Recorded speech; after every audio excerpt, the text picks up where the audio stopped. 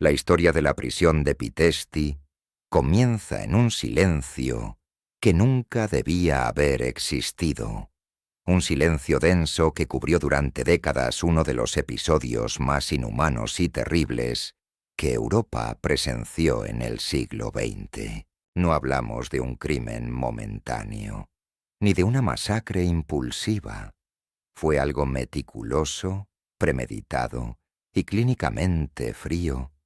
Una operación sistemática para destruir la mente y el alma humanas desde adentro.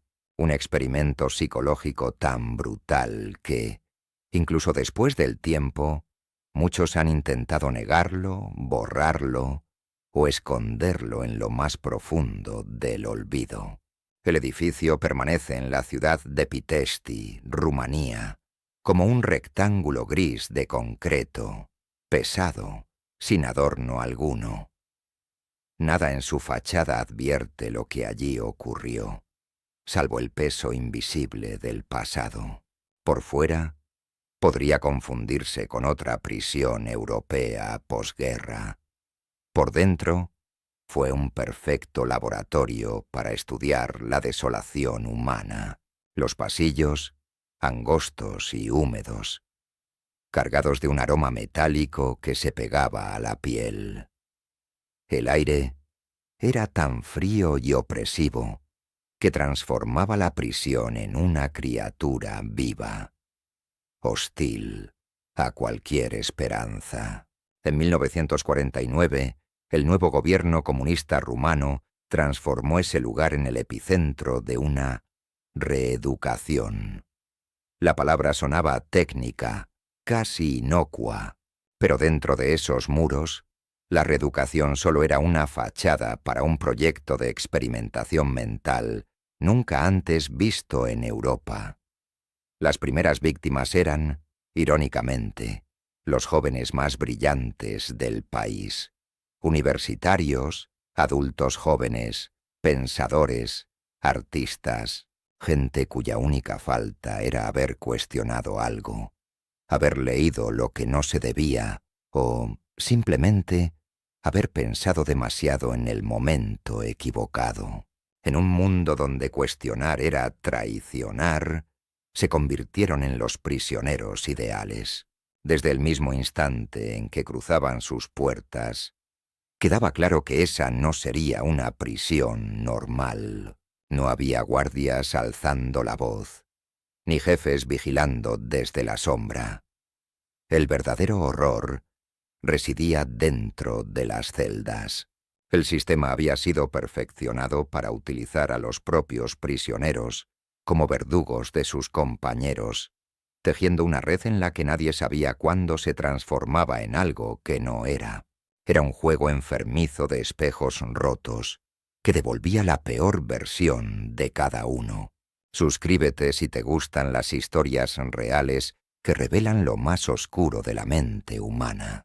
El rostro visible del sistema era Eugen Turcanu, antes prisionero, luego convertido en el más eficaz de los instrumentos del régimen. Era metódico, capaz de hablar con calma y sonriente mientras dictaba órdenes letales. Su objetivo, siguiendo el mandato del Estado, era destruir toda identidad, borrar convicciones y resignificar la memoria de quienes caían en sus manos. Lo macabro del mecanismo, obligar a las víctimas a colaborar activamente en su propia destrucción mientras destruían a los demás.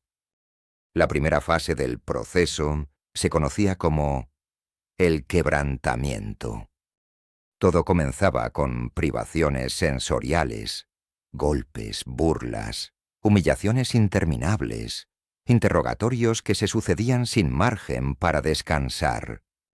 Nunca existía la noche, ni el día, solo una continua sucesión de horas mecánicas.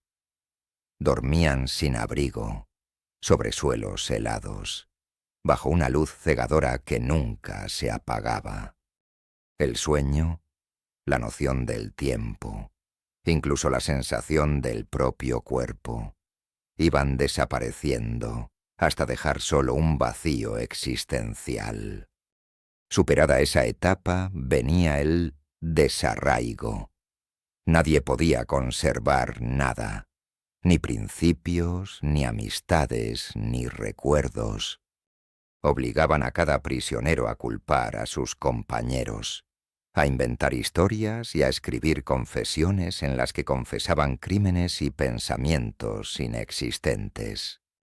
El objetivo era provocar una ruptura total entre la persona y cualquier lazo emocional, reemplazando la identidad individual por una sumisión absoluta. Lo peor llegaba en la llamada reconstrucción.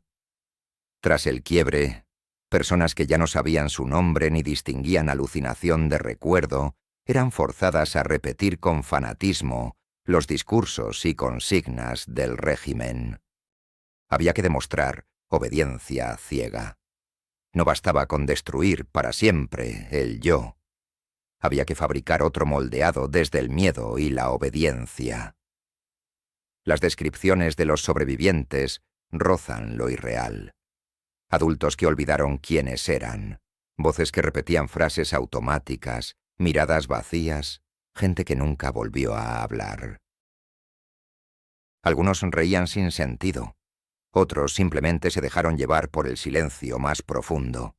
En ese lugar, el tiempo parecía haberse congelado, y toda esperanza estaba prohibida. El horror se mantuvo soterrado por años. Cuando el experimento terminó en 1951, el Estado desmintió todo. Documentos fueron quemados, las culpas disfrazadas y las víctimas abandonadas al ostracismo. Solo algunos escaparon, otros murieron, otros jamás hablaron. Desde los años 60, fragmentos de verdad comenzaron a salir a la luz. Libros prohibidos, testimonios anónimos, historias dispersas. Poco a poco, Pitești se convirtió en el símbolo máximo de la brutalidad que puede ejercer un poder totalitario. Suscríbete si quieres descubrir más historias reales que nunca aparecieron en los libros. Hoy, la prisión de Pitești sigue en pie, helada y vacía, como si algo hubiese quedado suspendido para siempre entre sus paredes. El silencio no es paz, es memoria petrificada, un eco del sufrimiento que se niega a marcharse. El régimen que dio vida a ese experimento ha desaparecido. Sus archivos han sido abiertos. Pero lo que sucedió en Pitești permanece porque su mayor daño no fue físico, sino mental.